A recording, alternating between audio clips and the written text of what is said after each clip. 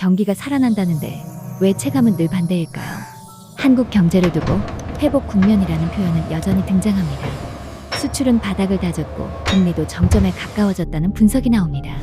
그런데 문제는 이 회복이 순간이라는 점입니다. 추세가 아니라 반등에 가깝다는 거죠. 최근 여러 보고서에서 공통적으로 등장하는 표현은 저성장의 고착화입니다.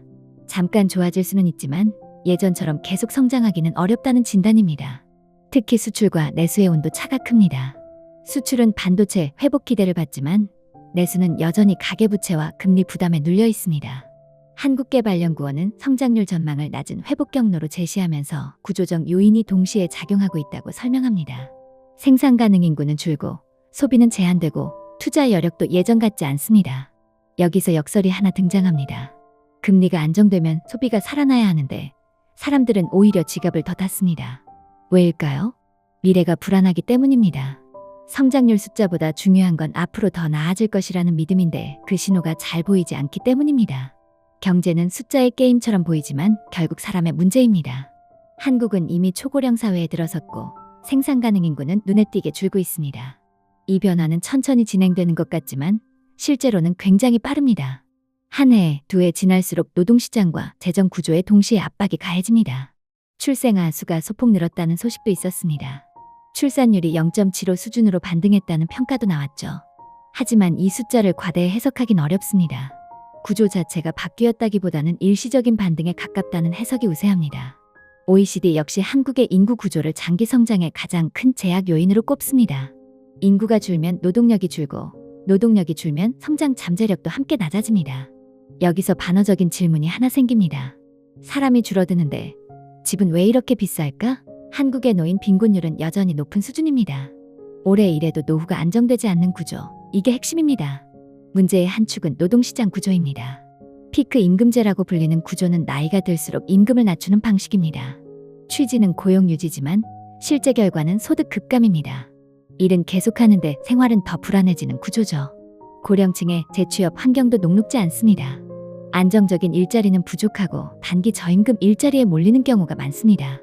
이 상황에서 소비 여력이 커질 리 없습니다. 한국은행 자료를 보면 고령층 소득 구조의 불안정은 내수 회복을 가로막는 중요한 요인으로 지목됩니다. 소비가 살아나지 않으면 기업 투자도 늦어지고 이 흐름은 다시 성장 둔화로 이어집니다. 결국 질문은 이것입니다. 오래 사는 사회가 됐는데 왜 오래 일하고 안정적으로 살기는 더 어려워졌을까? 전국 평균으로 보면 집값은 정체에 가깝습니다. 하지만 평균은 늘 현실을 가립니다. 수도권, 특히 서울은 여전히 다릅니다. 수요는 집중되고 공급은 속도를 못 냅니다. 정부는 대규모 공급 계획을 내놓고 있습니다. 수만호 단위의 주택 공급, 재건축 재개발 속도 조절 같은 정책이 이어집니다. 하지만 시장은 정책보다 느리게 반응합니다. 문제는 지역 격차입니다. 수도권과 비수도권의 온도차는 점점 더 벌어집니다. 자산을 가진 세대와 그렇지 않은 세대의 간극도 커집니다. 이 흐름은 단순히 집값 문제로 끝나지 않습니다. 주거 비용 부담은 출산, 소비, 이동성 모두에 영향을 줍니다. 여기서 또 하나의 역설이 등장합니다. 사람은 줄어드는데 왜 수도권 경쟁은 더 치열해질까? 답은 소득과 부채 구조에 있습니다. 가계 소득 격차는 쉽게 줄어들지 않습니다.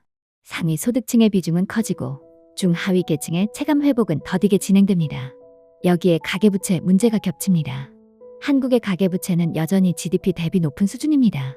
금리가 조금만 움직여도 충격이 커질 수 있는 구조입니다. 부채가 많으면 소비는 위축됩니다. 소비가 위축되면 기업 매출이 줄고 고용과 투자도 조심스러워집니다. 이 악순환은 생각보다 단순합니다. 버티면 된다는 말이 자주 등장하지만 모두가 같은 조건에서 버티는 건 아닙니다. 이 지점에서 금융 안정과 성장이라는 두 목표는 충돌합니다. 금리를 낮추면 부채 부담은 줄지만 자산 가격이 다시 흔들릴 수 있습니다. 올리면 금융 안정은 강화되지만 경기 회복은 더 느려집니다. 2025년을 전후해 국민연금 개혁 논의가 본격화됐습니다. 기여율, 지급구조, 재정 지속 가능성 문제가 동시에 다뤄졌습니다. 개혁의 핵심은 시간을 버는 것입니다. 당장 고갈을 막고 제도를 유지할 수 있는 여지를 확보하는 것이죠. 국민연금공단은 투자 다변화와 장기 수익 안정 전략을 강화하고 있습니다. 하지만 연금만으로 노후를 책임지기엔 여전히 불안 요소가 많습니다. 여기서 중요한 건 연금이 단순한 복지 제도가 아니라는 점입니다. 연금은 소비, 저축, 투자 모두에 영향을 주는 경제의 축입니다. 연금이 불안하면 노년층은 소비를 줄이고 자산을 급하게 처분하려 합니다. 이 흐름은 시장 전체에 영향을 미칩니다. 과거에는 금리를 내리면 경기가 살아난다는 믿음이 있었습니다. 지금은 상황이 다릅니다.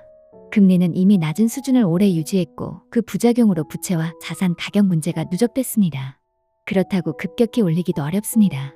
통화정책의 선택지는 좁아졌습니다. 성장과 안정 사이에서 어느 한쪽만 택하기 힘든 상황입니다. 이제 금리는 방향을 제시하는 도구라기보다 위험을 관리하는 수단에 가까워졌습니다. 기대를 키우기보다는 충격을 줄이는 역할에 더 가깝습니다. 한국 경제의 중장기 과제는 명확해지고 있습니다. 인구 구조 변화, 생산성 둔화, 자산 불균형, 연금과 금융의 지속 가능성. 이 문제들은 따로 움직이지 않습니다. 모두 연결돼 있습니다. 해법도 하나만으로는 부족합니다. 노동시장, 복지, 주거, 금융, 산업정책이 동시에 움직여야 합니다. 여기서 마지막 질문을 던져봅니다. 지금의 불편함을 감수하지 않으면 미래는 더 나아질 수 있을까? 한국 경제는 선택의 시점에 서 있습니다. 성장의 속도를 다시 높일 것인지 아니면 안정 속에서 완만한 하강을 관리할 것인지 이 선택은 숫자가 아니라 구조에서 결정될 겁니다.